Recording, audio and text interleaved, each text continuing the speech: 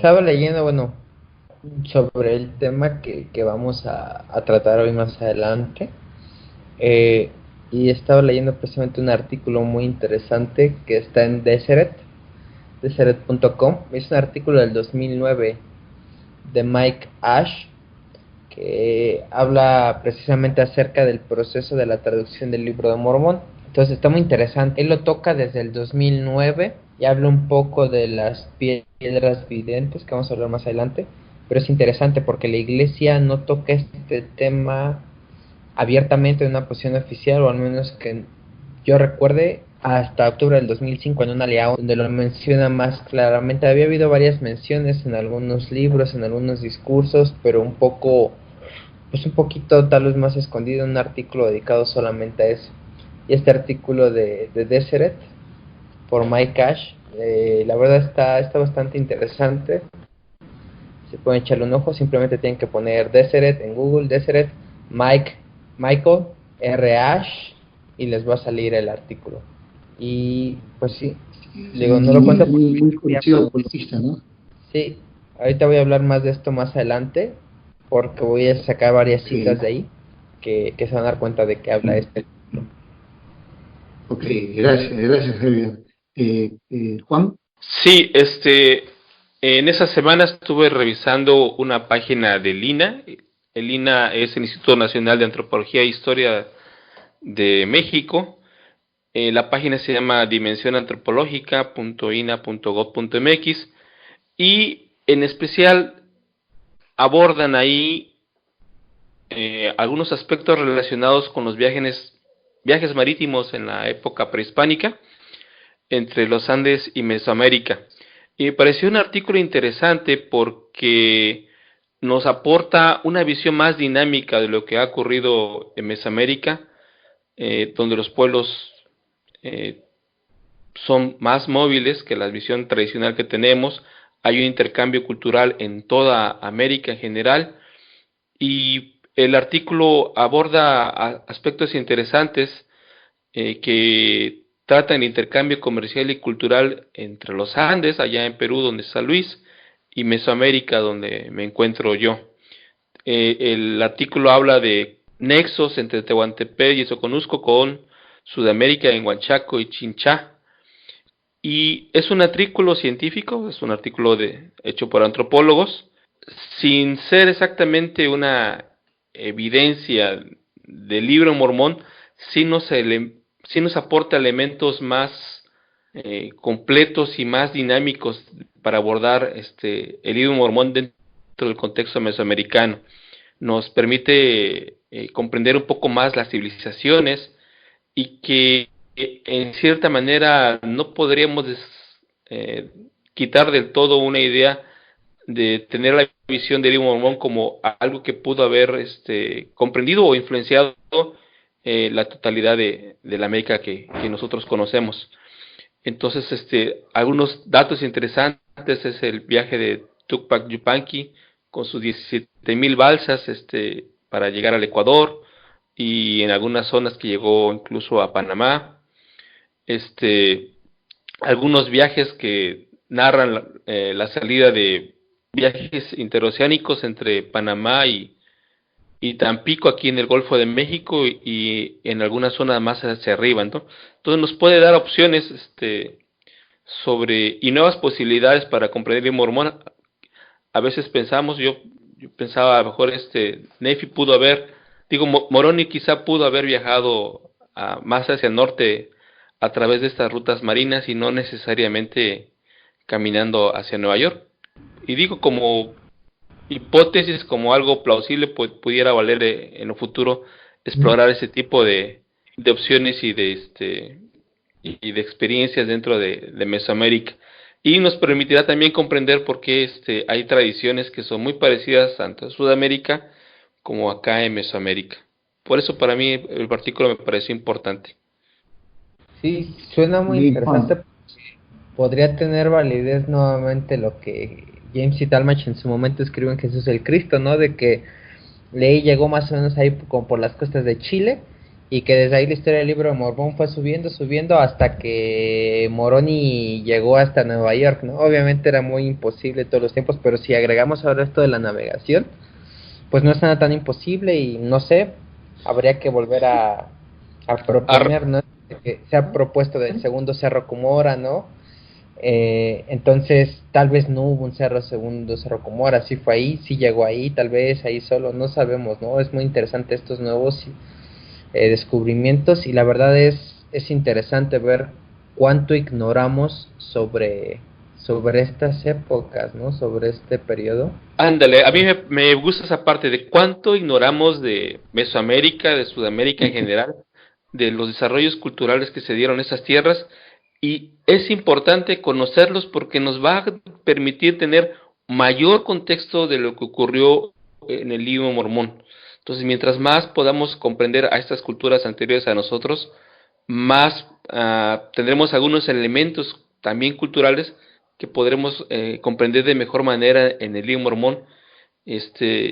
Y bueno, obviamente Agot y sus barcos, pues en este nuevo trabajo pues serían muy populares para los antropólogos de línea explorar también esa vía, ¿no? No suena tan descabellado, ¿no? O esta tradición que se escucha mucho dentro de los miembros de la iglesia, más en Estados Unidos, ¿no? De que los de Tonga y de Hawái también son un rastro de la casa de Israel, ¿no? Que Sí, también...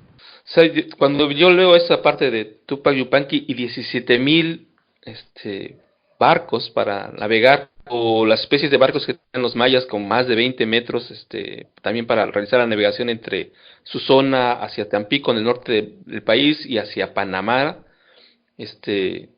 pues, o en la península de Nicoya hacia el Pacífico.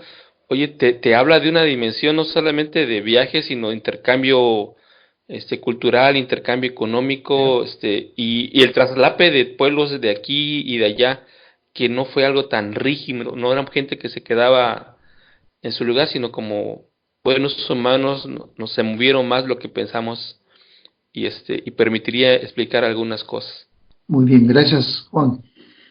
Bien, bueno, yo por mi parte encontré, bueno, más que encontré en un grupo que compartí con unos amigos, nos compartieron un artículo sobre la administración eficaz y las crisis de fe. Una traducción de Jorge Albarrán, que es un blogger antiguo, ¿no? Que es chileno, que tiene una página web que se llama Mis Tradiciones Sud. Y el artículo es muy interesante, habla acerca de cómo podemos administrar a las personas que están pasando por una crisis de fe, ¿no? Y menciona varios puntos importantes, ¿no? Como lo que mencionó Juan en principio, lo que menciona el manual, ¿no? Acerca de no juzgar a las personas, sino tratar de comprenderlas, tener empatía con ellas y poder ayudarlas, ¿no? No condenarlas, sino poder ayudarlas. En este caso específico se refiere a las personas que pasan por una crisis de fe, referida en el sentido de aquellos que han encontrado material antimormón crítico, ¿no? Que ha sacudido sus testimonios, sus creencias o su comprensión del Evangelio. Me parece muy interesante, ¿no? Es como un complemento a ese otro artículo que escribió justamente quien mencionó Javier, ¿no? Michael Ash, ¿no? Este conocido apologista. Me parece muy interesante ese artículo, ¿no? Lo pueden ver en Mis Traducciones Sud, en esta página web de Jorge Albarrán, ¿no? Un chileno. Bien, entonces pasamos a la parte central del tema del día de hoy, ¿les parece? ¿O algo más que quieren comentar? No, por mí adelante, que va a estar un poco largo, creo yo. Sí. Listo, entonces, ¿quién de los dos desea empezar? ¿Juan, Javier? ¿Quién se anima? Si quieren yo, bueno, en este capítulo continúa un poco de nuestro capítulo anterior del libro de Mormón. En este vamos a hablar sobre el proceso de traducción que hubo.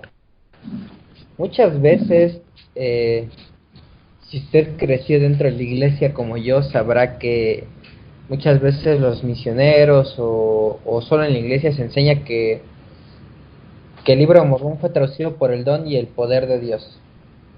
Y básicamente esa es la historia que sabemos, y tenemos una imagen de José Smith, de una lámina con las planchas pasando el dedo sobre cada carácter como si estuviera dictando, hay algunos cortina, pero hasta ahí, ¿no? Y hay veces que mientras vamos creciendo, pues ya nos dicen nada más, se tradujo mediante el Urim y el Tumim, pero no sabemos ni qué es, ni nada, ¿no? Entonces, por ese título lo hemos decidido enfocar a la traducción y a los medios que se usaron para la traducción del libro de Mormón. Para empezar, me gustaría decir que normalmente hay dos corrientes. Una, que es del artículo de Mike Ash que mencionaba, es del control estricto. Y normalmente es una corriente para estadounidenses más o menos del siglo XXI, del siglo XIX, que es una traducción clara como el cristal. Que no garantizaría que otros lectores entiendan significado preciso con la misma claridad. ¿Esto qué quiere decir? Que ellos dicen, José Smith tradujo carácter por carácter en la palabra exacta al idioma inglés. O sea, algo claro, sin lugar a duda, ¿no?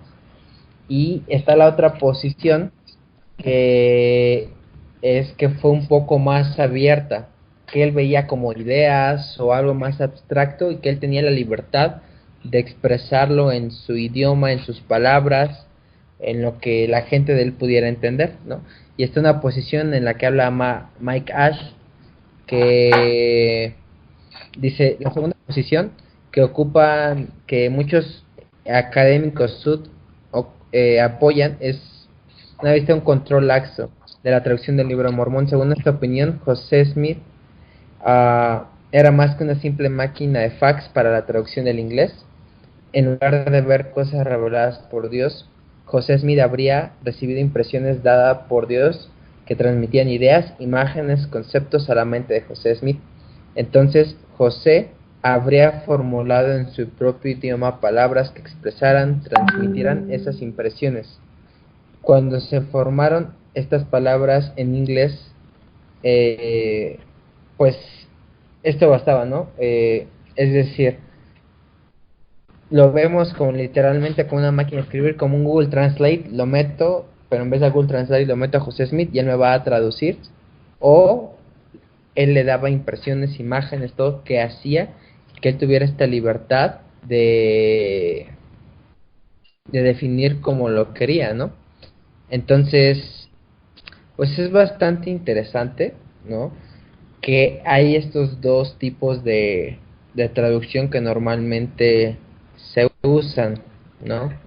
No sé si aquí tengan algún comentario que quieran agregar hasta ahorita.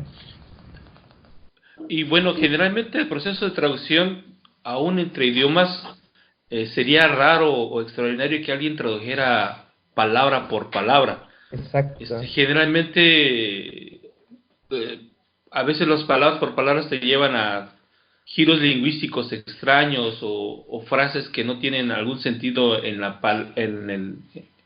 el destino, ¿no? Entonces, no podríamos esperar que la traducción pudiera haber sido signo, carácter a carácter, porque ni aún en las lenguas que están emparentadas entre sí mismas, como son las indoeuropeas, traducimos así, ¿no? Traducimos siempre dentro de un contexto semántico. Claro, cosas tan sencillas como el ser y el estar, ¿no? Que solo el español lo tiene. Entonces, sí, yo la verdad me inclino igual precisamente por esta idea de que, pues, ¿qué constituye un vidente, no? Y me gusta mucho, y si los conceptos ver y vidente formaban parte de la cultura estadounidense, de la cultura de la familia donde José Smith se crió. Entonces, esto ya era algo común, ¿no? Y dice, debido a la influencia del lenguaje en la Biblia y la mezcla de las culturas anglo-europeas que los inmigrantes llevaron consigo a Norteamérica, algunas personas a principios del siglo XIX creían que era posible que hubiera personas con ciertos dones que les permitían ver o recibir manifestaciones espirituales por objetos como piedras videntes. ¿A dónde va esto? Cuando José Smith recibe la primera visión y después de que va a recibir las planchas por Morón y todo, junto con ello también, dentro de varias cosas como la espada de Labán, también recibe, dice, los intérpretes nefitas, así se le denominaban, ¿no? Con el tiempo esto fue evolucionando hasta que se le conoció como el nombre de Urim y Tumim. Entonces es importante, ¿por qué? Porque muchas veces eh, cuando nosotros leemos o algo en internet, a veces se hace burla de que, o hay mucho esta crítica que he oído, ¿no? De que José Smith era un cazatesoros, o al menos yo lo oí en la misión, y yo me saqué de onda, yo dije, ¿qué es eso? ¿Es cierto? ¿No es cierto? ¿A qué se refiere? ¿No? Nuestra primera impresión es decir, pues eso es falso. Entonces, pues no es así, ¿no? José Smith sí usó, sí llegó a buscar tesoros o objetos perdidos, y él hacía uso de una piedra. De hecho, ahorita vamos a ver que en realidad tuvo varias piedras videntes, aparte de los traductores o intérpretes nefitas, que a partir de ahora me voy a referir a ellos como Urim y Tumim para no confundirnos. Y él usó este tipo de piedras. Brant Gardner, él habla acerca del papel que desempeñó José Smith y la piedra vidente que él tenía en la comunidad de Palmyra. Dice, el joven José Smith era miembro de una subcomunidad especializada con vínculos con estas prácticas muy antiguas y muy respetadas, aunque a principios de los 1800 solo las respetaba un segmento marginal de la sociedad. Exhibió un talento paralelo a otras comunidades similares, porque en Palmyra no era el único. En palabras del doctor Michael Quinn, hasta que el libro de Mormón empujó al joven José Smith a la fama, eh, la, ahora sí que el vidente más notable de Palmyra fue alguien que se llama Sally Chase, quien usaba una piedra de color verdoso. También hay otro personaje que se llama William Stafford, que también tiene una piedra vidente. Joshua Stafford tenía una piedra de guijarro que parecía un mármol blanco y que tenía un agujero en el centro. Y Richard Bushman agrega Chauncey Hart y un hombre no identificado en el condado de Susquehanna que tenían piedras con las que encontraban objetos perdidos. Esto nos ayuda a centrarnos y a entender que era algo que sucedía en su comunidad, en Palmyra, ni siquiera en todo Estados Unidos. Bueno, sucedía igual probablemente en otras partes, pero que estaba sucediendo en su comunidad, que no era algo extraño para la gente de esa época y que tiene que ver con las nociones que traían de esta cultura angloamericana junto con cosas que hay en la Biblia, que estaba este ambiente, ¿no? Entonces, esto se debe ponernos... Ajá. ¿Y por qué crees que se va a dar ese cambio de una comunidad que acepta el uso de piedras u otros artilugios que considera sagrados o con un valor especial, a ser una comunidad que rechace esos mismos artilugios o artefactos y los considere contrarios a la vocación cristiana? De hecho, fíjate que al momento de estar investigando para este podcast, en realidad no hay mucha gente o críticos que le digan algo a José Smith en sus primeros años acerca de las piedras. Estas son críticas normalmente posteriores hechas por muchos miembros posteriores, por muchos críticos posteriores. En realidad, yo no encontré alguna de su tiempo o que le dijeran algo así. Por ejemplo, está este episodio en la historia de la iglesia que a mí me contaban en el seminario y yo no entendía por qué. Dije, esta gente está muy rara. Que Hiram Page, él les empieza a decir que empieza a recibir revelaciones de una piedra y que la gente empezó a causar confusión y que ya José Smith recibe la revelación, donde solo se iba a recibir revelación por medio del profeta y nos da esta organización que tenemos hasta la actualidad. Yo cuando lo leí en seminario dije, pues qué gente tan tonta, o sea, ¿por qué creían que una piedra les hablaba o qué, no? Pero ¿por qué? Porque yo no tenía este contexto que José Smith usaba piedras y que estaban las piedras videntes y que era algo común. Por eso incluso fue fácil que la gente creyera y que se dejara llevar por Hiram Page, porque era algo común en la cultura y que sabían que José Smith había usado estas piedras videntes. Entonces ellos dijeron, bueno, él también tiene una piedra, entonces también recibe revelación como José Smith. Entonces es algo muy interesante, ¿no? Sí, aquí hay un elemento que yo quisiera agregar, es que en el momento de la restauración de la iglesia, hacia los años de 1825, 1835, se va a dar también al interior del movimiento protestante y de las tradiciones metodistas un cambio en su propia perspectiva religiosa. Estas iglesias aceptan el uso de artilugios y otros artefactos a los que la gente considera sagrados, parte de su tradición, incluso cristiana, pero a través de nuevas directivas que proceden de Inglaterra, a través de nuevas formas de organización que tratan de eliminar el carácter profético, a veces un poco desordenado y bastante místico de las congregaciones norteamericanas, a hacerlas mucho más formales, mucho más controladas y más rígidas desde Inglaterra. Sí, y desde al interior. Entonces, esas iglesias van a renunciar a esa tradición mística, a esa tradición de uso de artefactos, y hasta lo van a considerar como algo católico. Los católicos tienen una amplia tradición también en el uso de reliquias y de otros elementos que consideran valiosos y como parte del contacto de su tradición religiosa con la deidad. Entonces, van a considerar que eso es algo satánico, o algo alejado, algo de la iglesia que ha caído en la apostasía, que es parte del catolicismo, y como nadie se quiere sentir rechazado, como nadie quiere sentirse extraño, van a empezar a abandonar estas prácticas, y la iglesia restaurada va a entrar en esa ola. Cuando las iglesias metodistas, presbiterianas y unidas, etcétera, están abandonando esta tradición, dentro de la Comunidad Santo de los Últimos Días, esta tradición continúa, y eso es lo que va a ser un choque cultural con las anteriores iglesias. De hecho, estoy leyendo un libro que se llama Precept Upon Precept de Robert L. Millett, y hay una parte en la que él habla de Alexander Campbell, ¿no? Que precisamente él empieza a promover este cristianismo. Él quería renunciar a los dones espirituales, todas estas impresiones, y él quería comprobar el cristianismo desde un punto de vista más intelectual, más racional, que tiene que ver con la ola que tú mencionas, ¿no? Y que dice que eso es lo que hace que termine de romper Sidney Rigdon, como con Alexander Campbell, ¿no? Y que encuentre en el mormonismo aquello que él creía que era necesario, como los dones, todas estas manifestaciones espirituales, milagros, ¿no? Entonces, pues sí, es muy interesante, y pues si usted no sabía esto de las piedras, bueno, pues ya lo sabe, ya tiene un poco de sentido la historia de Hiram Page, ¿no? Ya no va a sonar tan extraño. Y ahora vamos sobre la traducción del Libro de Mormón. ¿Cómo fue, no? Bueno, para empezar, José Smith se cree que tenía al menos 2 piedras videntes. Ha habido unos que dicen que había una tercera, no se ha comprobado mucho, pero al menos sabemos de 2 que sí eran seguras, ¿no?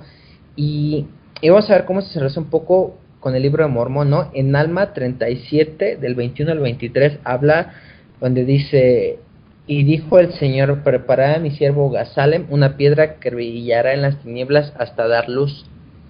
Al parecer, aunque se dieron en el contexto de intérpretes en plural, esta profecía indica que a un futuro siervo se le entregaría una piedra en singular que brillaría en las tinieblas hasta dar luz.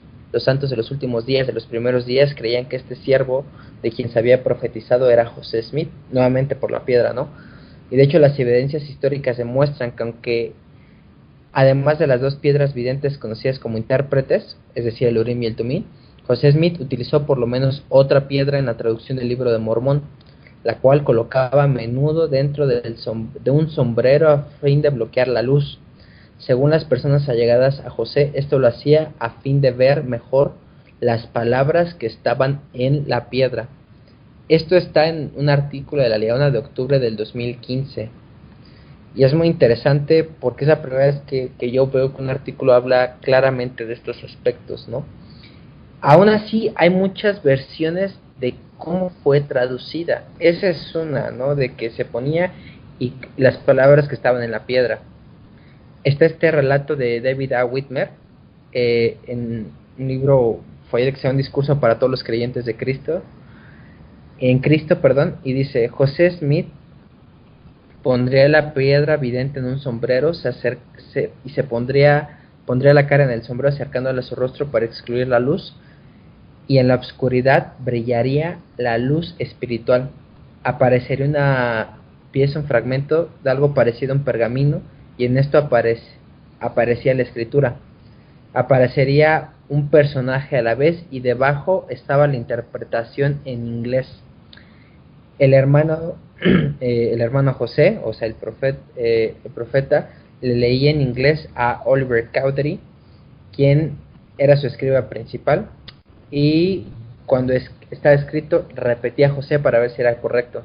Entonces desaparecería el texto y la imagen y aparecería otro personaje con la interpretación.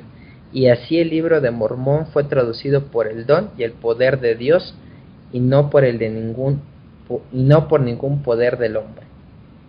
Entonces, este relato ya involucra otras cosas que nos regresa a lo que mencionaba Mike Ash, que era un poco más casi letra por letra, y aquí es como carácter, personaje y su traducción al inglés, ¿no? Entonces, es curioso porque hay este tipo de dos teorías, y yo creo que tiene que ver mucho precisamente con los relatos y los testimonios que hay de diferentes testigos del proceso de la traducción, porque hay unos que mencionan unas cosas, otros otra. Entonces es muy interesante. ¿Qué piensan ustedes? Claro, bueno, una consulta, miren, yo una vez escuché de que el nombre Gazelén, que está en el libro de Mormón, que posiblemente fue un cambio que hizo el profeta José Smith y que ahí en sí estaba su nombre de él. ¿Han escuchado ustedes algo sobre eso? ¿O leído algo sobre eso? No, yo no. Yo Ya. tampoco, ya había oído, pero más bien este mito popular que Gazalem era el nombre premortal de José Smith, ¿no? Que al menos Bruce Ramaconqui lo desmiente y dice que no es así, ¿no? Que no es su nombre premortal, pero he oído algunos miembros decir, es que ese es el nombre premortal de José Smith. Pero lo otro que mencionaba era lo que tú decías, interesante, ¿no? El proceso de traducción. Eh, si bien cierto hay algunos relatos, ¿no? Y detalles, pero creo que todavía es válida la afirmación de José Smith, ¿no? Que fue traducido por el don y el poder de Dios en el sentido de que él no dejó de, o sea, él mismo de su propia boca no explicó el detalle de la traducción, ¿no? Entonces solamente Sí. podemos tratar de armar, ¿no? Cómo sucedió, pero no lo sabemos así a ciencia cierta, ¿no? Con una seguridad, ¿no? Solo que sí utilizó esos medios, por supuesto que sí, ¿no? Está evidencia que usó estos medios, ¿no? Estas piedras o medios para hacer la traducción. Eso nomás quería comentar. Sí, lo que tú decías que sí sucede del nombre de José Smith y Gazalem es lo que aparece, si no me equivoco, en Doctrina y Convenios. Originalmente estaba el nombre de José o de Gazalem y él lo cambia por el suyo. No recuerdo si estaba José y lo cambia por Gazalem o estaba Gazalem y lo cambia por José. Pero esto sucede en Doctrina y Convenios, no en el libro de Mormón. Sí, había algunas veces José Smith también utiliza en Doctrina y Convenios el nombre de Enoch para referirse a él. Entonces, me imagino que fueron algunos nombres claves que fue escogiendo cuando algunas veces el llevar o traer las revelaciones de un lugar a otro significaba algún peligro. Sí, O sea, sería un poco y para protegerse, ¿no? Sí, como parte, como un seudónimo. Imagino que escogió este Ajá. nombre y el de Enoch como seudónimos que consideró que reflejaban tanto su función como como para que pudiera guardarse su nombre reservado por cualquier cuestión de peligro en ese entonces. ujú. Ajá. Y de Claro. hecho, él tuvo primeramente una piedra de estilo como café verdoso, que es de la que hay una foto, de hecho en este artículo que les menciono, que es como chocolatosa, como si fuera madera, que parece como un pequeño huevecillo, como un pequeño huevo, y de hecho él se cree que usó esta primera piedra para encontrar su segunda piedra, que que fue encontrada mientras cavaba una propiedad, mientras cava un pozo en la propiedad de William Chase en 1822. La cita dice que en el año 1822 me dedicaba a cavar un pozo, empleé a Alvin y a José Smith para que me ayudaran, y después de excavar unos 6 metros bajo la superficie de la tierra descubrimos una piedra de apariencia singular que despertó mi curiosidad.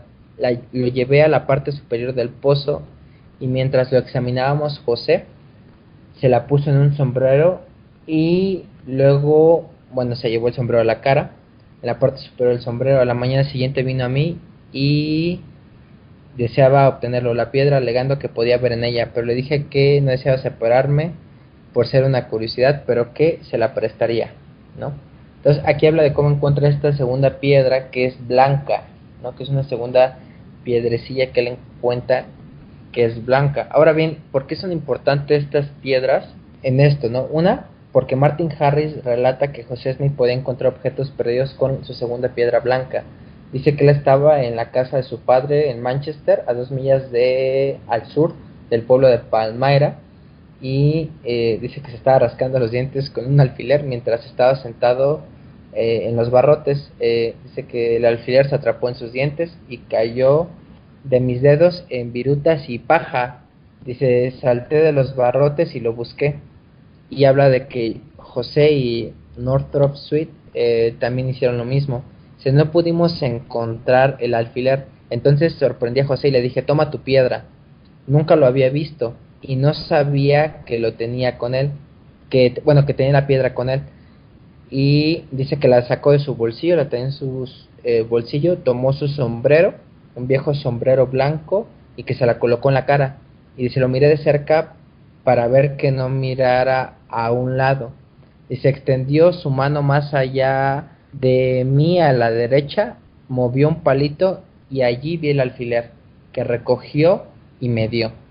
¿No? Él habla de una experiencia propia, ¿no? De cómo José Smith con la segunda piedra, la piedrecilla blanca, le ayudó a encontrar este objeto perdido. Entonces, sí, es bastante interesante porque dices, ¿qué? ¿Cómo? ¿Y por qué nuevamente vuelve a ser interesante? Porque estas piedras también se usaron para el proceso de la traducción del libro de Mormón. Y uno dice, bueno, entonces, ¿para qué estaban pues el Urim y el Tumim? ¿No? Y de hecho hay un relato por Joseph Knight. Él dice que registró que José Smith estaba más entusiasmado por los intérpretes nefitas que por las planchas de oro. Dice que después del desayuno José Smith lo llamó a una habitación, dice, apoyó el pie en la cama, apoyó la cabeza en mi mano y me dijo, bueno, estoy decepcionado. Bueno, dije, así lo siento. Y bla bla bla. Bueno, el chiste es que dice que la conclusión, dice, luego pasó a decir la longitud, el ancho y el grosor de las planchas. No es que te imaginas en la mentalidad y en la mente de ese tiempo, si con la piedrecita blanca que tengo actualmente puedo encontrar algunas cosas o algunos tesoros, ¿te imaginas lo que puedo hacer con esos intérpretes nefitas? Sí, claro. Todo lo que puedo encontrar, ¿no? Sí, él de hecho dice, luego pasó a decir la longitud, el grosor de las planchas y dijo, parecen ser doradas, pero parecía pensar más en los anteojos o en los Urim y Tumim que en las planchas, y dijo, puedo ver cualquier cosa, son maravillosos. Entonces, nuevamente, aquí tenemos que entender, porque muchas veces no nos queda claro, perdón. Sí, es que también, por ejemplo, el relato que compartíamos en el episodio anterior de William también la emoción es ponerse el Urim y Tumim, tratar de usarlos y ver si funcionan con él, ¿no? Y dice, bueno, finalmente no funcionaron conmigo, funcionan con José. O sea, la familia y sus hermanos en muchos aspectos, tratados el objeto, estaban más emocionados por los intérpretes, ¿no? Sí, y aquí me gustaría volver un poco en las cosas que a él se le dan cuando, junto con las planchas, se le da un pectoral y se le da el Urim y el Tumim.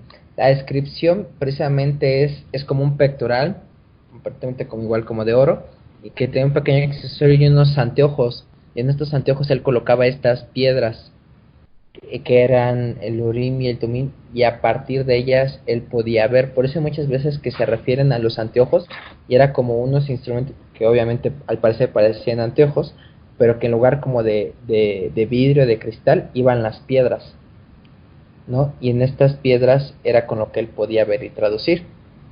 Ahora, ¿por qué muchos relatos confirman que José Smith usó la piedra vidente, su piedra vidente, en la parte del proceso de la traducción? Martin Harris afirma que José usó los intérpretes nefitas y luego cambió a usar su piedra vidente por conveniencia. No sé aquí a qué se refiere por conveniencia, ¿no? Puede ser que no tenía que usar el pectoral y estos anteojos y simplemente ver a través de su sombrero, Y aquí hay algo interesante, que precisamente Sí, esta de cita hecho, que... el Ajá, uso el uso de los intérpretes, se dejan de mencionar, se dejan de utilizar después de que viene el asunto de la pérdida del manuscrito de las 116 páginas, ¿no? Entonces, parece que después de ese periodo, cuando retoma la traducción, él ya no va a utilizar estos intérpretes nefitas y se va a tener que arreglar con las herramientas que él tiene nada más. así es. De hecho, José Smith usó tanto los intérpretes nefitas como la piedra vidente, y ambos fueron llamados Urim y Tumim, ¿no? Hay tres puntos. Uno describió el instrumento como gafas o los anteojos, y se refirió a él usando el término antiguo Urim y Tumim, y a veces se aplicaba el término a otras piedras que él poseía, llamadas piedras videntes, porque le ayudaban a recibir revelaciones como vidente. El profeta recibió revelaciones tempranas mediante el uso de estas piedras videntes. Aquí voy a hacer un paréntesis, y que es muy interesante porque encontré precisamente que a él le fue revelado dónde estaban las planchas del libro de Mormón por medio de su piedra vidente. Y uno dice, ah, caray, pero aquí no está la contradicción, porque dice que Moroni le dijo y le mostró en una visión dónde estaban. Pero en realidad no hay ninguna contradicción. Bien, Moroni le puede haber dicho, bueno, saca tu piedra, y a través de esta piedra él le manifestó la visión, y él vio a través de la piedra dónde se encontraban las planchas, que es muy interesante. Sirvió para recibir algunas revelaciones de doctrina y convenios. Fueron usadas las piedras para unas partes de la traducción de José Smith de la Biblia, y a principios para usar la traducción del libro de Abraham, ¿no? Entonces las piedras estuvieron involucradas constantemente, ¿no? Y bueno, el tercer punto dice, los registros indican que poco después de la fundación de la iglesia en 1830, el profeta dejó de usar las piedras videntes como un método habitual para recibir revelaciones. En cambio, dictó las revelaciones después de consultar al Señor sin emplear un instrumento externo. Aquí hay varias cosas, y tiene que un poco, como mencionaba Juan, y nuevamente en este libro que estoy leyendo de Precept upon Precept, de precepto sobre precepto, de Robert Miller, habla sobre que usaba estas piedras como un medio, una ayuda para recibir revelación, hasta que Ajá. José Smith se convirtió él mismo en un Urim y Tumim, que ya no necesitaba de estos instrumentos para recibir revelación. Si te das cuenta, por ejemplo, cuando él continúa utilizando las piedras de vidente, después de la restauración de la iglesia, lo hace en el contexto de tratar con textos sagrados. Es decir, vamos a trabajar con parte de la traducción de la Biblia, que es el libro de Moisés, parte del libro de Abraham. Estamos hablando que para otras cosas, de recibir revelación para la iglesia, dirigirla, etcétera, él no usa sus piedras, o salvo muy de un cosilla por ahí. Pero cuando se trata de traducir, de interpretar, de recibir una revelación, si tú quieres, mucho más especial, que es tratar con las escrituras, él va a recurrir todavía a ellas, aún hasta la época del libro de Abraham. Ajá. Dice, y voy aquí a citar, dice, estos medios, el Urim y el Tumim, se recibieron la mayoría de las revelaciones hasta junio de 1829, eh, que este fue el momento hasta el cual se completó el libro de Mormón, que fue traducido a través de los intérpretes nefitas y a través de las otras piedras de José Smith. Después de esto, las piedras videntes generalmente no se usaban para recibir revelación o traducción. La traducción de José Smith y el libro de Abraham comenzaron con el uso de piedras videntes, pero José Smith pronto dejó de usarlas. Después de su bautismo, de la recepción del Espíritu Santo y la ordenación al sacerdocio de Melquisedec, José parece haber sentido mucho menos el deseo o la necesidad de recurrir a las piedras, habiendo aprendido a través de la tutoría divina cómo recibir revelación inmediata. El Señor lo había llevado línea sobre línea, nuevamente, ¿no? Precepto tras precepto, de donde estaba rodeado de creencias acerca de ver y adivinar, y lo llevó a una mayor luz y un conocimiento y poder. Esta perspectiva fue reforzada por Orson Pratt, quien observó que en la revisión del Nuevo Testamento se preguntó por qué él usó piedras videntes o intérpretes como en el libro de Mormón no continuaron. Y dijo, mientras este pensamiento pasaba por la mente del orador, José, como si leyera sus pensamientos, levantó la vista y explicó que el Señor le dio el Urim y el Tumim cuando no tenía experiencia en el espíritu de revelación, pero ahora había avanzado tanto que comprendía las operaciones de ese espíritu y no necesitaba la ayuda de ese instrumento. Entonces es muy interesante, ¿no? Este aspecto, porque igual Oliver Cowdery, hay un relato que él encuentra una piedra muy parecida a la del profeta, y él dice, pues voy a ver, ¿no? Porque a mí se me hace que este José Smith me está estafando o me está robando, ¿no? Aunque él después dice que era para callar la boca de los críticos, y él le cambia la piedra en el sombrero, y que José Smith trata de ver, y después dice, es increíble, Oliver, no puedo ver nada, no veo nada, está oscuro. Y que él entonces comprendió que precisamente, pues que sí era en realidad lo de la piedra, que sí veía a través de la piedra, que no era un invento de él, y él explica que por qué lo hizo, ¿no? Por qué hizo este cambio. Entonces es interesante ver cómo lo llevó evolucionando en este proceso desde que algo para él era común, ver y recibir. Y aquí podría haber un debate, ¿no? ¿Qué tanto en realidad él podía ver a través de las piedras antes? ¿Por qué el Señor usaría esos medios? ¿Y por qué después ya no fueron necesarios? Hay otra cita donde habla que, como que le preguntan a Brigham Young por qué él no necesitaba, o por qué él no usaba una piedra vidente, y él le dice, pues porque nunca creí que necesitarlo, nunca me llamó la atención tener una, ¿no? Como que no la necesitaba. Y hay que notar que tiene que ver con la coincidencia de que dejó de usarla, de que se bautizó, se confirmó y recibió el sacerdocio. ¿Sí, Juan? Sí, lo que pasa es que, por ejemplo, todos nuestros aparatos electrónicos siguen formados buena parte con sílice, que son arenilla, piedras. Nada más que se han perfeccionado tanto que ahora sí podemos ver video y texto con esos elementos hechos originalmente de piedra. Qué buena. O como la piedrecita blanca que nos van a dar en el Apocalipsis, según el Apocalipsis. Sí, en Apocalipsis, ¿no? Y de hecho es de las escrituras junto con el Urim y Tumim que habla en la Biblia sobre estas piedras, ¿no? Y de hecho en la traducción de José Smith, cuando le dice a Pedro, ¿vosotros quién decís que soy yo, no? Y respondiendo Simón, Pedro dijo, tú eres el Cristo, el Hijo del Dios viviente. Dice, bienaventurado eres tú, Simón, hijo de Jonás, porque no te lo ha revelado acá. Y con ese desierto te digo que tú eres Pedro, y sobre esta roca edificaré mi iglesia. La traducción tiene que ver, ya hace esta relación entre piedra, literalmente con una piedra, con una revelación, ¿no? Y nuevamente está este vínculo entre revelación y piedra. ¿Cómo está ligado esto? Y junto con Pedro, que iba a ser como el presidente de la iglesia, ¿no? Entonces es muy interesante estos conceptos que sí se encuentran en las escrituras y sí se encuentran en la Biblia incluso, y en el libro de Mormón también. Pero ¿qué piensan? ¿Por qué el Señor usaría ese medio? Yo me puse a pensar, no sé, por ejemplo, si ustedes ven los milagros de Jesucristo, hay algunos ciegos que simplemente los sana, pero hay otros que les decía como escupía o hacía lodo y se los ponía en los ojos y los sanaba. Sí. ¿Por qué usar eso si ya había hecho lo otro, no? Y podía hacerlo así. Yo creo que a veces el Señor hace uso de instrumentos o de cosas para aumentar nuestra fe o lo que necesitamos para hacerlo. Entonces, Sí, yo bueno, en la parte que yo voy a hablar, ahondaré precisamente en la pregunta que tú haces de por qué se utilizan ese tipo de objetos y qué significación tienen, tanto en la antigüedad como hoy en día. ok. Excelente. Entonces, nada más para terminar, igual como más o menos mi parte, Sí, sí. me gustaría saber qué pasó con estas piedras, ¿no?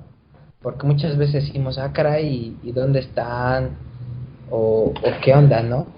Y aquí está el relato, más o menos se los voy a leer. Dice, la piedra que se muestra en la imagen está igual en el artículo. Dice, según el relato, José Smith le devolvió el Urim y el Tumim o los intérpretes nefitas al ángel. Sin embargo, ¿qué sucedió con la piedra o las piedras videntes que José utilizó para la traducción del libro de Mormón?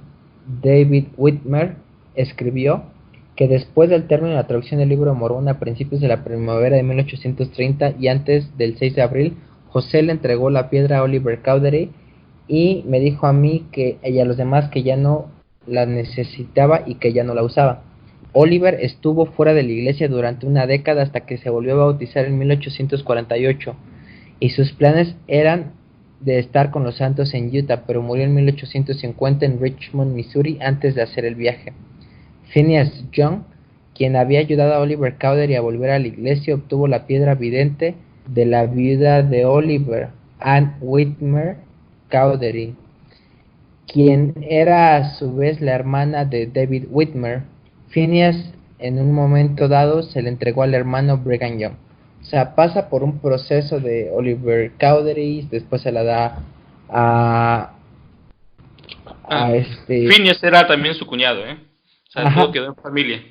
Sí, exacto, y después dice que se le entregó a Brigham Young. Phineas Young, que aparece Que era a ver... su hermano. Ajá, y hay una foto aquí en el artículo donde aparece a la izquierda de Brigham Young. Obtuvo de Oliver Cowdery la piedra vidente que se usó en la traducción y se la entregó al hermano Brigham. Y después está la cita de Brigham Young. Dice: tengo en mi poder la piedra vidente de José, la cual recibí de Oliver Cowdery, afirmó el presidente Brigham Young en 1853.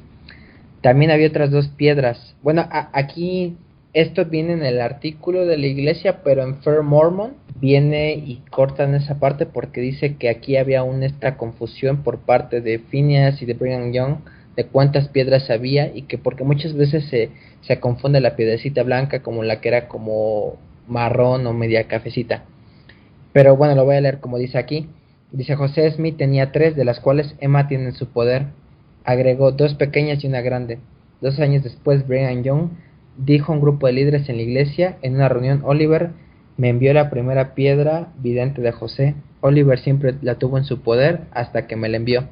Después Brigham Young murió y Sina de D.H. Young, una de sus esposas, quien más adelante llegó a ser la tercera presidenta de la Sociedad de Socorro, obtuvo una piedra vidente de color chocolate de las pertenencias de él, la cual era conocida con la descripción de la piedra de José, que utilizó para traducir el libro de Mormón y la donó a la iglesia.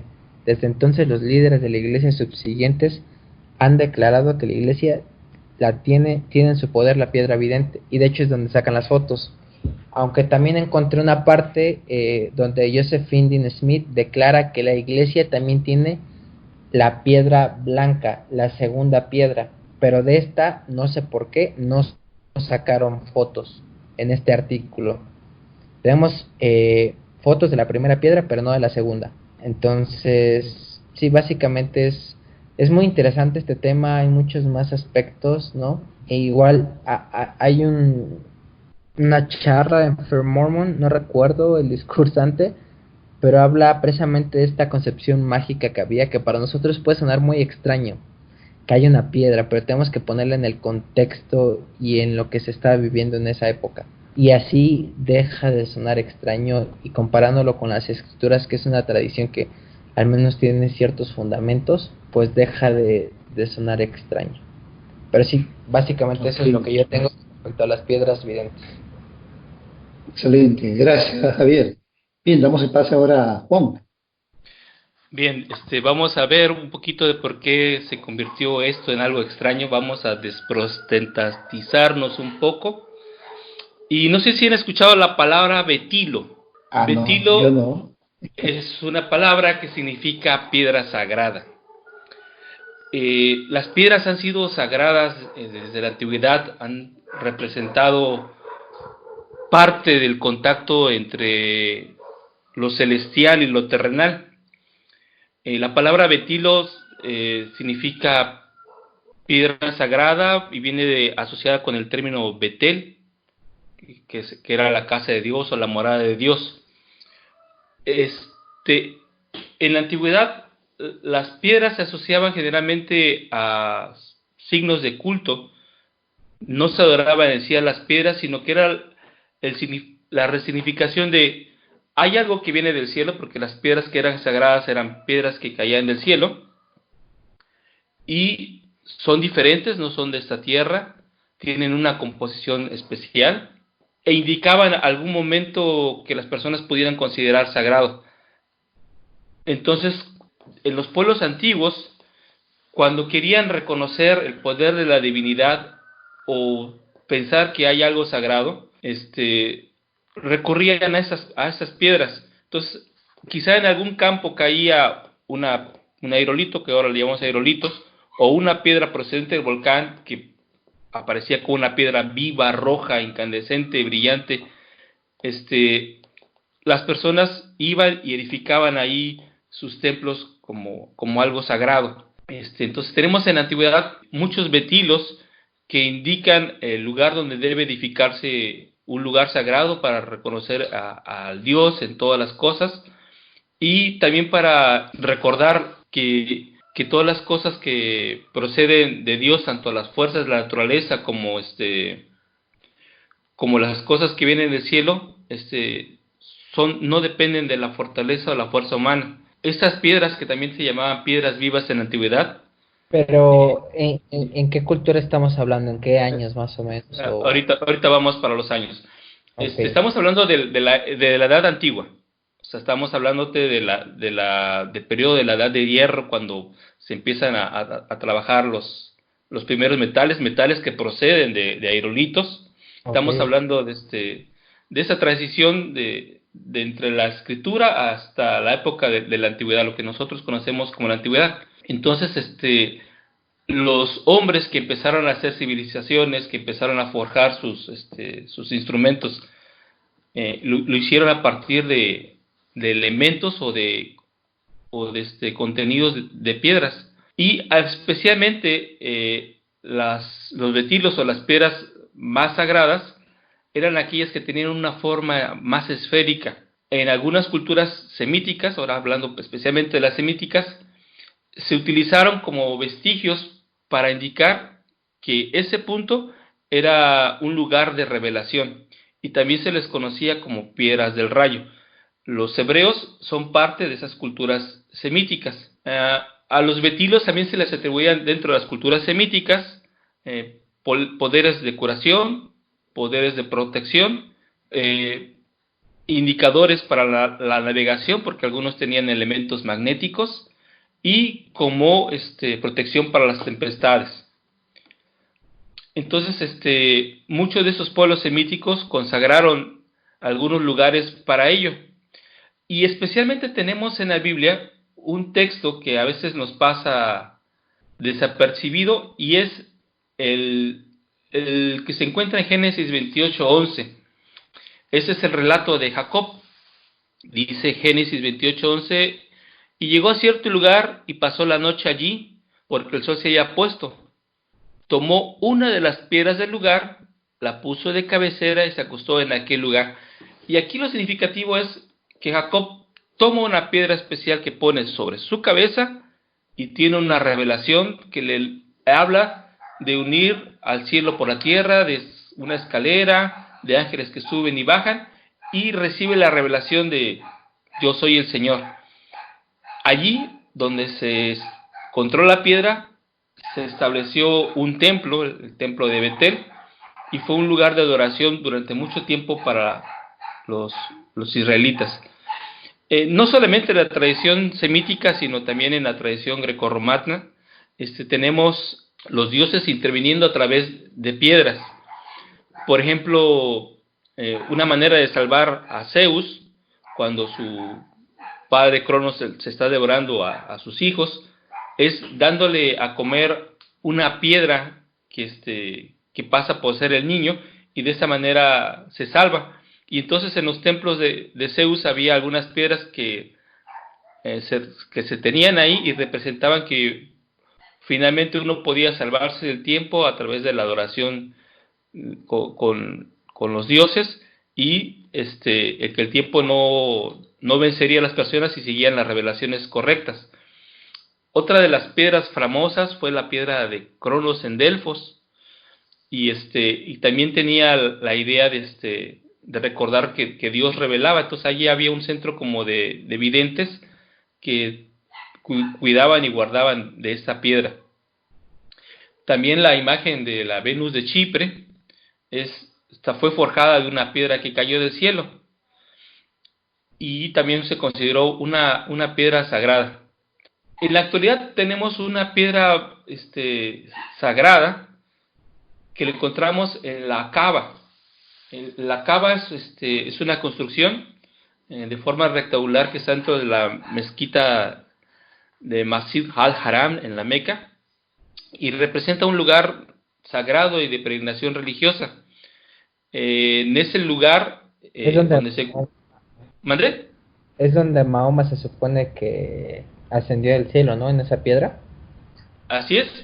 El Corán dice que fue construida ahí por Abraham un altar y que su hijo Ismael este, guardó esta reliquia a partir de un meteorito, una piedra que cayó del cielo, de color negro, y aunque había otras piedras que anteriormente adornaban la Kaaba, cuando llegó Mahoma quitó todas esas piedras y solamente dejó aquella que fuera sagrada y que recordara a los seguidores de él que las revelaciones vienen del cielo y que así como Alá es único, la piedra sería única. Y de esta manera se olvidaron de la idolatría. Entonces, en la historia adámica dice que esta piedra, la tradición maometana habla que esta piedra también perteneció a Abraham y que mientras estuvo Abraham en su posesión hasta los días de Noé, se evitaba para que hubiese el diluvio y que Enoc se llevó esta piedra, permitiendo con ello que pudiera o que fuese posible el diluvio, y que hasta que el Señor hizo el pacto con Noé, esta piedra no regresaría hasta la época de Abraham. Entonces, y llegó ahí en el lugar donde Abraham le dijo al Señor, heme aquí, Señor, y el Señor le dio la piedra como un signo del convenio que hacían ellos ahí. Muchos hombres después, dice la tradición maometana, perdieron el significado y practicaron la idolatría, adornándolo con otras piedras, pero cuando Mahoma llegó a ese lugar, volvió todo supuestamente a sus orígenes, y ese lugar llegó otra vez a ser un lugar santo como una casa para Dios.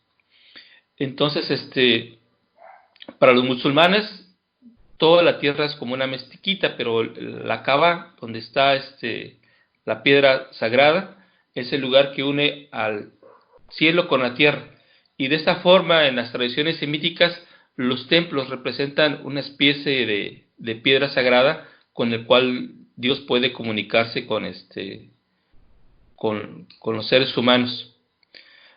Otras piedras que se consideran sagradas han sido también el pedernal o la piedra de rayo, como la conocen algunos, porque se consideraba en la antigüedad que esto permitía hacer chispazos, alejar a los malos espíritus, poder ver y obtener calor y fuente de luz en la noche. Entonces, quien poseía un pedernal, que es una piedra un poco blanquecina, podía ser protegido, podía obtener calor y podía sentirse seguro en las noches. Entonces, la tradición del uso de piedra en la antigüedad, no es algo extraño a los pueblos semíticos, no es algo extraño incluso a la Biblia, y es algo que muchos pueblos continuaron. De hecho, durante la Edad Media, el deseo o la consumación más importante de los alquimistas era encontrar la piedra filosofal, que era la piedra que permitía a los hombres tener su propia autorrealización, poderse encontrar con la deidad y poder descubrir o tener revelaciones novedosas sobre el mundo que los rodeaba. Vivir para siempre, ¿no? ¿Ande? Vivir ¿Sí? para siempre, ¿no? Vivir para siempre, que es obtener la vida eterna, ¿no? Y Y también, entonces vemos que las piedras forman parte de la adoración. Algunos lo derivaron después en gemoterapias o uso de otras cosas, y también es muy común ver las bolas de los videntes que utilizaban también en la Edad Media como una forma de obtener revelación sobre las personas, y estuvieron presentes aún en la adoración popular y permanecen algunos elementos de ella. También en algunas piedras, al tener carácter magnéticos, pues tienen ese carácter de orientador y te recuerdan que la deidad sabrá exactamente por dónde guiarte, que si tú tienes la piedra correcta, sabrás siempre seguir el camino que el Señor te guíe. E imagínate en un pueblo de la antigüedad tener una piedra magnética te podía ayudarte a orientar en la navegación, a ayudarte a orientar en los caminos del desierto, ¿no? Y entonces las piedras no deben considerarse como algo ajeno a la tradición religiosa de los hombres y tampoco como algo ajeno a la tradición semítica de la cual viene el cristianismo. Formó parte de la creencia cristiana hasta años muy recientes y ha sido permanentemente compañera en la adoración y en el recordatorio de que hay cosas que vienen del cielo que son enviadas por Dios y que se deben de considerar sagradas y que son el punto de que recordarnos que allá arriba hay otro mundo del cual se puede venir y conectar con la tierra. Entonces, para muchos en la antigüedad las piedras fueron mensajeros y una prueba de que había un Dios allá arriba que existía y que podía controlar la naturaleza. Y pues eso significa betilo, piedras sagradas, piedras vivas, y podemos encontrar, si buscamos esta palabra en el navegador, muchos ejemplos de betilos o piedras sagradas, algunas muy bonitas que se utilizan en algunas otras tradiciones religiosas. Pues mi parte sería todo. Muy interesante, Juan, muchas gracias.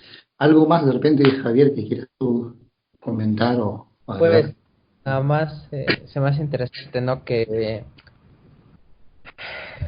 muchas veces cuando tenemos un punto de vista limitado es muy fácil juzgar, sorprendernos o acusar de algo tal vez de falso, ridículo, mágico o místico, ¿no? Como tal vez cuando nos enteramos por primera vez, ¿no? Que José Smith tenía estas piedras videntes y que usaba para tesoros o todo esto. Pero cuando entendemos el contexto y cuando averiguamos más como lo que nos compartió Juan, vemos que en realidad están presente en muchos elementos de la historia. Y creo yo que Dios usa igual estos medios para ayudarnos, para que para nosotros tal vez sea más fácil creer, no lo sé, como volviendo a lo que decía de Jesucristo, ¿no? De por qué algunos los curaba como con lodo en los ojos y otros no. Entonces, creo yo que tiene que ver con la fe que muchas veces necesitamos, tal vez en algunas cosas que podemos palpar, ver, para poder obtener este tipo de revelación, y por lo cual creo que después ya no fue necesaria, al menos con los profetas, ¿no? Sí, por ejemplo, tenemos así como tenemos al agua viva, el agua viva es aquella que procede directamente del volcán. Es un agua en estado bastante puro que está mineralizada.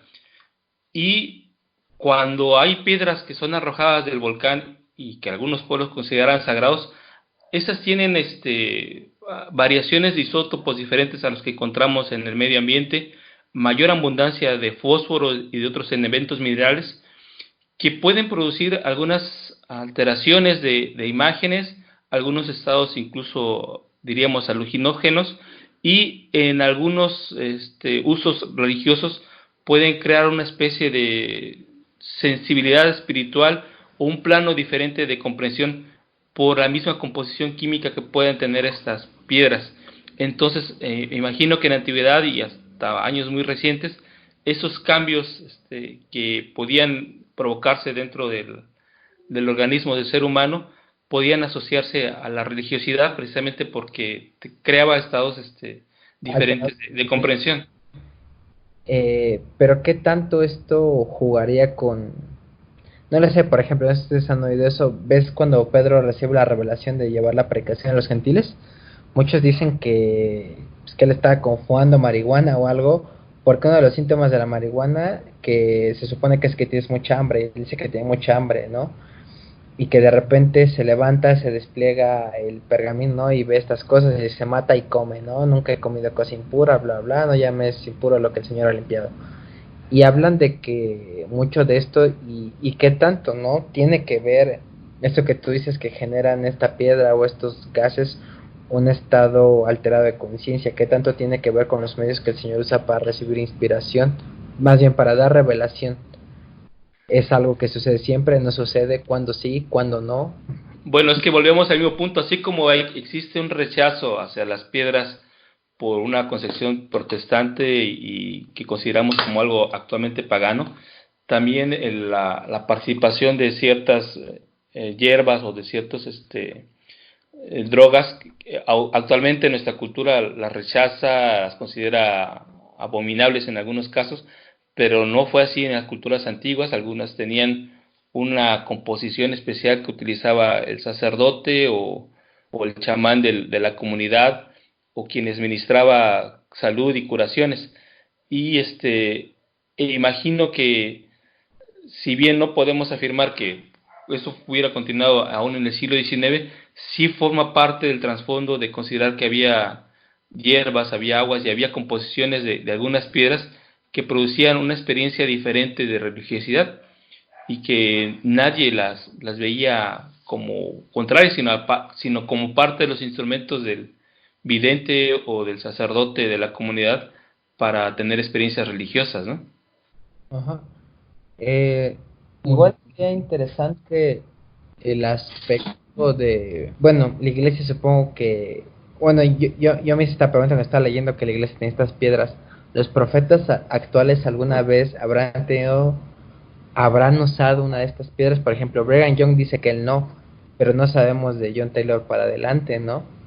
Se habrán usado, ya no se habrán usado, porque se mantuvieron en su poder, ¿no? Y de hecho creo que la piedrecita estaba, no recuerdo, leí, en la oficina de Josephine Smith, ¿no? En la primera presidencia, que la tenía ahí en un cajón de él. Entonces sería interesante, ¿no? No lo sabemos, ¿no? Creo que leí una vez que es un manual del instituto, si no me equivoco, que una de las funciones de las piedras era justamente la traducción, ¿no?, de escritos antiguos, y que podría utilizarse en un futuro de salir a la luz, ¿no? Supongamos la parte, imaginemos si la parte sellada, por ejemplo, del libro de Mormón, ¿no? Sería necesario de repente en esa época, ¿no? Bueno, también hay que considerar que finalmente se espera, y la promesa que hace Apocalipsis es tener una piedrecita, ¿no? Entonces al final habrá el uso de piedras en el futuro, como parte de ser exaltados y de ser redimidos. Se nos promete tener una piedrecita. Y aunque algunos lo consideran de manera simbólica o etcétera, pues imagino que a lo mejor Juan no lo vería tan simbólica, y sí esperaba tener su propia piedrecita para poder ver el futuro, ¿no? No, inclusive en Doctrina y Convenios menciona, ¿no?, que el propósito de esa piedrecita que se nos será entregada, ¿no? Muy interesante, lo dice Doctrina y Convenios, lo que dice el profeta José Smith, ¿no?, que nos permitirá acceso a, como dice, a un orden superior de las cosas, ¿no? Interesante. Sí. Muy bien, ¿no? Entonces, sí, Javier. Me gustaría igual no agregar que no sabemos bien el proceso de la traducción. Hay muchas cosas que desconocemos. Surgen preguntas como si usó las piedras y usó el sombrero, o usó el pectoral y los anteojos, o a veces las usó intercambiablemente, como sucedió. A veces quitó los intérpretes, es decir, el Urim y Tumim, y los metió en su sombrero y los usó de ahí. No sabemos bien cómo sucedió. Hay muchas cosas que no sabemos. Y surgirían preguntas como, ¿y entonces las planchas para qué eran? Si él simplemente las veía, las cosas, con sus piedras o con los intérpretes. Entonces hay muchas cosas que desconocemos del proceso de la traducción del Libro de Mormón. Bueno, yo creo que la presencia de las planchas era como para indicarle a José Smith: mira, esto trata de pueblos antiguos, tú no vas a saber exactamente qué está ahí escrito, vas a tener tu herramienta, pero esta es la evidencia. Lo que estás viendo en este momento es la evidencia de que eso no es una experiencia mística. Ahora sí, mística o sobrenatural, en el sentido de trastornos de la conciencia o estados alterados de conciencia, sino que ahí tienes un objeto real. Tú vas a interactuar con él, pero tú no vas a tener tu conciencia trastornada o alterada, o vas a recibir todo en visiones. Tienes el objeto real para que recuerdes que ese es algo tangible y verdadero, ¿no? Sí, y también para los testigos, quiero suponer yo, ¿no?, que al final de cuentas a pesar de ello, ninguno, y tal vez sería un tema interesante que se dio con cada uno de los testigos del Libro de Mormón, y cómo ninguno se retractó de su testimonio, a pesar de que muchos dejaron la iglesia y apostataron, nunca negaron su testimonio del Libro de Mormón, ¿no? Y la otra es, muchas veces nos puede dar la impresión de que la iglesia nos ha mentido, ¿no? La Sí. iglesia nos ha mentido sobre el proceso de la traducción del libro de Mormón. Y a mí me tocó en la misión, bueno, yo nunca vi esa caricatura, ¿no? Pero siempre me decían a veces investigadores de South Park y que hay un capítulo donde aparece José Smith y que el proceso de la traducción fue con un sombrero y unas piedras y todo. Obviamente ellos si no manejan como es, bueno, nunca he visto el capítulo, ¿no? Pero sí menciona estos elementos, pero obviamente lo hace de una forma burlona, que yo sepa y lo que me han contado es que los creadores de de esta caricatura eran miembros de la iglesia y pues quedaron como cuando conocieron esta parte de la historia de la iglesia se sintieron como defraudados, se sintieron que la iglesia les mintió y después eso lo llevaron a pues a esta caricatura, ¿no? No, pues simplemente era eso de que no es así, se ha mencionado, tenía una parte, la perdí, pero tenía desde que ha sido mencionada durante varias cosas, ¿no? Y la de las más recientes fue mencionada por el presidente Nelson en 1993 en una conferencia general. En 2014 la iglesia, sí es cierto, ha habido una apertura más reciente a estos temas controversiales o temas difíciles. Ha sacado esta sección, ¿no? Una aplicación de la iglesia de ensayos, o no me acuerdo cómo se llama, para temas difíciles o algo así, ¿no? Donde toma cosas como el sacerdocio, la poligamia, la Sí. traducción, ¿sí? Ajá. Sí, nada más, ahorita recordé que habías citado al Jesús cuando está hablando con Pedro y le dice que tú eres la piedra sobre esa, Ok. edificaré la iglesia. El texto ahí utilizado se refiere precisamente no a una piedra angular común y corriente en cualquier edificio, sino a un betilo o piedra viva que utilizaban solamente como punto de referencia para templos. Exacto. Entonces, el término piedra utilizado en ese texto en griego no es piedra angular, no es piedra de edificios corrientes, es una piedra sagrada viva, procedente quizá de volcán o de meteoritos, y exclusivamente utilizadas como punto de referencia de que ahí se va a construir un templo y no cualquier edificio. En ese juego de palabras estaba hablando Jesús con Pedro. Muy interesante. Y pues sí, Muy, muy bien. Sí, sí, Javier. nada más ahora sí para concluir que tengamos eso en mente, que la iglesia tiene una apertura últimamente más a estos temas controversiales, un poco tal vez difíciles. La iglesia nunca lo ha negado, se ha mencionado, ha estado en manuales, en la historia de la iglesia siempre ha estado ahí. Si bien no se daba o se hablaba directamente de estos temas, y aún para muchos miembros de la iglesia sigue un poco desconocido este tema, y creo si bien la iglesia nunca lo ha hecho con una mala intención, sino bien siento que muchas veces no estamos preparados para recibir este tipo de conocimiento y el Señor nos tiene que dar precepto por precepto y línea por línea, porque si de repente el investigador le llega, el misionero le llegara a decir al investigador, mira, ¿sabes qué? Pues José Smith hizo unas piedras y veía a través de ellas, ¿no? Pues obviamente muy pocas, yo creo, personas aceptarían ese bautizarían, tiene que ver con el contexto histórico en el que vivimos. Pero después de que hemos adquirido un testimonio y hemos ido añadiendo estas pequeñas evidencias, es más fácil para nosotros comprender este tipo de experiencias que el profeta José Smith tuvo y los medios que usó para traducir el libro de Mormón. Y ya, Muy bien. Gracias, Javier. Gracias. Juan, ¿algo más para terminar? ¿Un No, comentario nada, final? nada más, por mi parte es todo. Entonces, eh, buena parte de nuestro estudio del libro de Mormón deberá de consistir en quitarnos algunas tradiciones o concepciones protestantes que desmitifican o quitan mucho de lo sagrado y de la forma de adoración y de reconocimiento de la deidad en muchas otras cosas y buscar parte de esas raíces en la antigüedad, en las tradiciones religiosas que ya no nos son propios porque somos parte del mundo moderno, pero que sí nos permitirán comprender cómo la obra de salvación tiene mucho más matices de los que a veces podemos creer o pensar. Excelente, gracias, Juan. Bien, para tener solamente mencionar de que este es un tema, digamos así, que requiere, ¿no?